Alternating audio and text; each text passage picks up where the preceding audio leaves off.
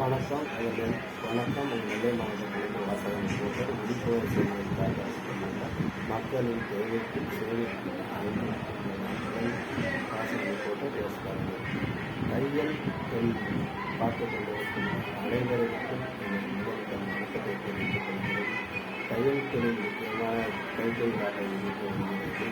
தையல் தொழில் தெரிந்தவர்களுக்கு மிகவும் ஈஸியாக நூல்களை தேட வேண்டாம் என்கிற அடிப்படையில் இப்போது நூல்களை இருந்து தேடுவதற்கு பதிலாக நாம் இங்கே பாருங்கள், ஒரு போர்டில் ஒரு மரக்கட்ட போர்டை தயார் செய்து சிறிய சிறிய ஆணியாக அடித்து முழுவதும் சிறிய ஆணியாக அடித்து அதிலிருந்து நூல்களை எல்லாமே போட்டிருக்கிறார்கள்.